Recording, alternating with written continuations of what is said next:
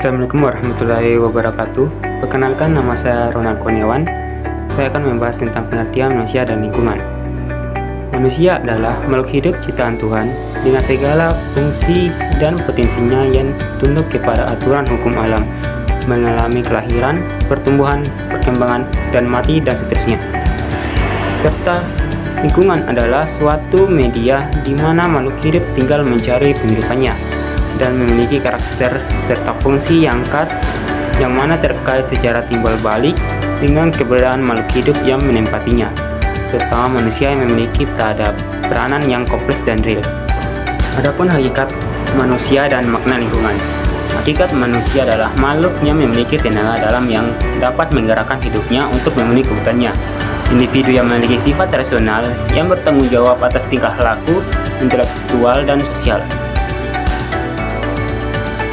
Makna lingkungan bagi manusia, yaitu merupakan tempat hidup manusia, memberikan sumber-sumber penghidupan manusia, memengaruhi sifat, karakter, dan perilaku manusia yang mendiaminya, memberi tantangan bagi kemajuan peradaban manusia, menciptakan lingkungan untuk kebutuhan.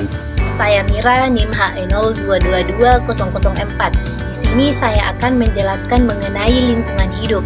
Jadi, lingkungan hidup adalah segala sesuatu yang ada di sekitar manusia dan berhubungan timbal balik. Lingkungan hidup pula adalah sistem yang merupakan kesatuan ruang antar komponen biotik dan abiotik. Jadi, apa sih komponen abiotik dan biotik itu? Jadi, komponen biotik merupakan komponen yang ada di alam dan meliputi semua makhluk hidup seperti hewan, tumbuhan, mikroorganisme, dan manusia. Adapun unsur biotik berdasarkan kemampuan mendapatkan makanan dibagi menjadi 3. Yang pertama, ada autotrop yang disebut juga sebagai produsen karena dapat membuat makanan, baik untuk diri sendiri maupun untuk organisme lain. Yang kedua, ada heterotrop, disebut juga sebagai konsumen karena mendapatkan makanan dari autotrop atau pemakan sesama heterotrop dan tidak dapat membuat makanan sendiri. Yang ketiga, ada dekomposer yang disebut juga sebagai pengurai karena bertugas menguraikan sisa-sisa makhluk hidup yang sudah mati menjadi senyawa anorganik sehingga dapat menyuburkan tanah. Selanjutnya ada komponen abiotik, merupakan komponen penyusun ekosistem yang terdiri dari benda-benda tak hidup. Adapun unsur-unsur dari komponen biotik, yang pertama ada tanah. Tanah merupakan tempat tumbuh bagi tumbuh-tumbuhan dan tanah merupakan tempat tinggal manusia dan hewan.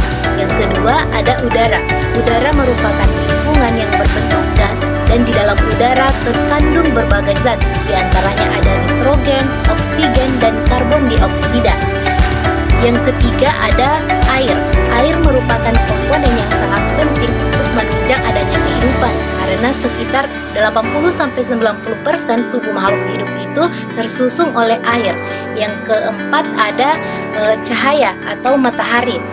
Matahari merupakan sumber energi terbesar bagi makhluk hidup di bumi dan tumbuhan memanfaatkan cahaya matahari secara langsung dalam fotosintesis, sedangkan hewan dan manusia memanfaatkan cahaya matahari melalui tumbuhan dan produsen lain. Yang terakhir ada suhu. Suhu lingkungan sangat mempengaruhi makhluk hidup. Kenapa? Karena makhluk hidup rata-rata dapat bertahan hidup pada kisaran suhu 0 sampai 40 derajat Celcius dan suhu ideal bagi kelangsungan makhluk hidup sekitar 27 derajat Celcius. Perkenalkan, nama saya Sylvia Mustafa ke materi selanjutnya. Baik, saya akan melanjutkan materi tentang pengaruh manusia terhadap lingkungan, penggunaan sumber-sumber alam. Pengaruh manusia terhadap lingkungan. Manusia dapat mempengaruhi lingkungan karena manusia makhluk dominan di muka bumi ini sehingga seluruh kegiatan manusia akan mengakibatkan perubahan lingkungan di sekitarnya. Manusia sedikit demi sedikit mulai menyesuaikan diri pada alam lingkungan hidupnya.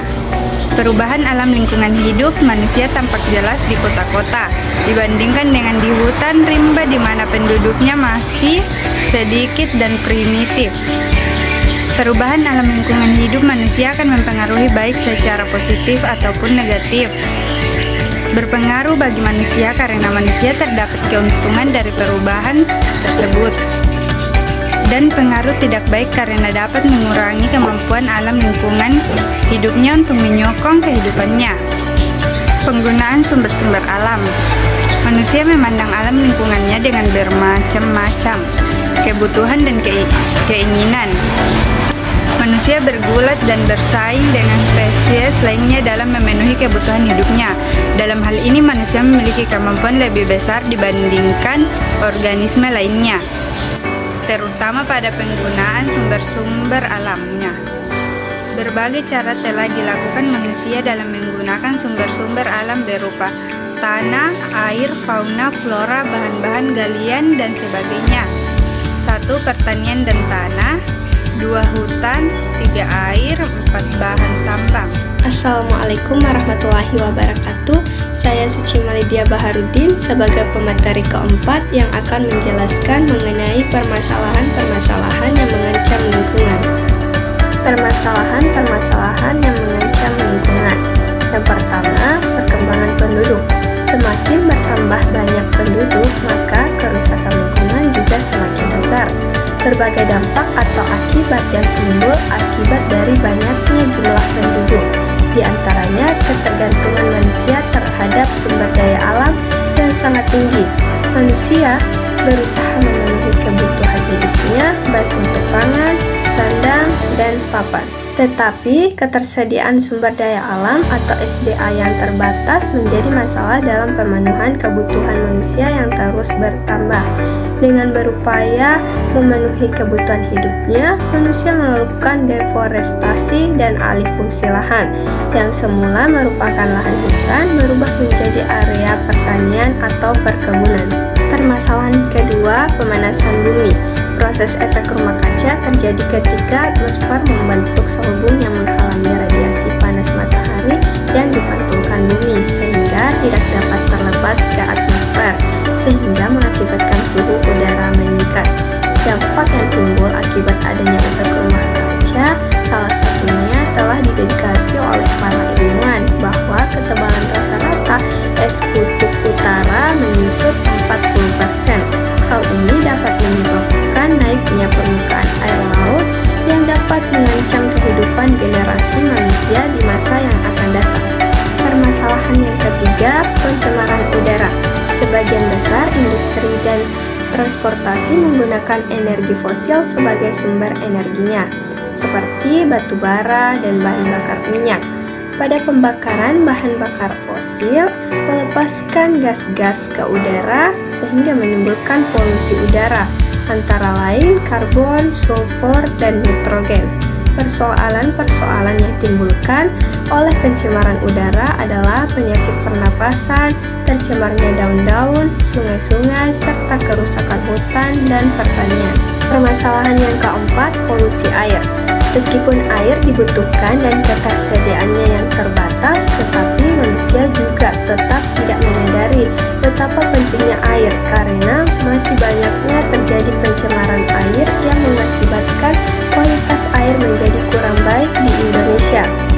Seperti manusia telah lama menganggap bahwa lautan yang luasnya 80% dari luas bumi ini dapat menjadi tempat membuang limbah seperti sampah dan tumpahan minyak. Polusi air juga berasal dari aktivitas manusia dari industri, melewati pipa-pipa atau bocoran dari pipa-pipa dan tangki penyimpanannya. Air tercemar dapat juga berasal dari pertambangan ketika rembesan air melarutkan dan tercemar zat-zat kimia sisa proses produksi dan sisa galian. Baik, adapun usaha-usaha yang dilakukan pemerintah untuk meningkatkan produksi hutan, antara lain yang pertama, melarang penebangan kayu tanpa adanya izin dari pemerintah atau Departemen Kehutanan. Yang kedua, yaitu mencabut izin perusahaan HPH yang melanggar peraturan. Yang ketiga, menebang hutan secara selektif. Yang keempat, melakukan peremajaan tanaman. Terus yang kelima, melakukan rehabilitas dan reboisasi yang rusak. Dan yang keenam, yang terakhir, yaitu melakukan penanaman di lahan yang krisis. Terima kasih. Baik, terima kasih atas kesempatan yang diberikan. Perkenalkan, nama saya Tasik Lempan. Di sini saya sebagai pemateri ke-6 yang akan membahas mengenai sikap manusia terhadap lingkungan. Nah, tidak semua manusia di muka bumi ini tidak peduli terhadap lingkungannya. Meskipun tidak semua, mereka sangat mencintai lingkungan. Hal ini yang perlu dicontoh oleh semua orang yang ada di bumi ini. Mereka yang cinta pada lingkungan tidak akan membiarkan lingkungan sekitarnya kotor ataupun tercemar. Jadi, kita harus membiasakan hidup bersih mulai sekarang. Mungkin bisa dimulai dari lingkungan sekitar rumah kita. Jika ada sampah, kita harus membawanya ke dalam bak sampah atau tempat sampah. Tetapi juga harus dipisahkan dulu, yang mana sampah plastik dan yang mana sampah daun dan sampah yang lainnya. Jadi, kita sebagai manusia harus terus menjaga lingkungan sekitar kita agar tetap bersih dan nyaman untuk ditinggali, karena kita sendiri yang akan menikmati keindahan lingkungan kita apabila bersih dan tidak tercemar. Sekian dan terima kasih, saya serahkan ke pemateri selanjutnya. Baik, di sini saya akan melanjutkan materi yang berkenaan dengan problematika lingkungan sosial yang dihadapi masyarakat. Baik, yang pertama itu adalah tentang lingkungan sosial. Jadi yang perlu kita ketahui adalah lingkungan sosial merupakan wadah atau tempat berlangsungnya berbagai kegiatan dan interaksi sosial antara individu yang dapat berupa lingkungan keluarga, masyarakat, dan lain sebagainya. Bentuk-bentuk interaksi sosial dapat berupa kerjasama, akomodasi, persaingan, dan pertikaian. Bentuk problematika sosial yang dihadapi masyarakat juga itu beragam bentuknya. Berdasarkan faktor penyebabnya, maka dapat dikelompokkan menjadi 4 menurut Surjono Sukarto pada tahun 1982. Yang pertama itu adalah problem atau masalah sosial karena faktor ekonomi, seperti kemiskinan, kelaparan, pengangguran. Jadi problem ini atau masalah ini ada karena adanya penyebabnya, yaitu seperti tadi kemiskinan, kelaparan, dan pengangguran. Kemudian yang kedua itu adalah problem sosial karena faktor biologis seperti wabah penyakit menular. Kemudian yang ketiga itu problem sosial karena faktor psikologis seperti bunuh diri, sakit jiwa, dan disorganisasi. Kemudian yang terakhir itu adalah problem atau masalah sosial karena faktor kebudayaan seperti perceraian, kejahatan, kenakalan anak, dan lain sebagainya yang sering dilakukan oleh masyarakat itu sendiri. Oleh karena itu, dalam kehidupan sosial masyarakat dibutuhkan keserasian yang dapat melahirkan harmonisasi, damai, dan tentram. Keserasian lingkungan sosial adalah kesesuaian pola tindakan manusia dalam suatu sistem hubungan timbal balik. Keserasian antar orang atau kelompok akan memengaruhi daya tampung lingkungan sosial, begitu pula sebaliknya.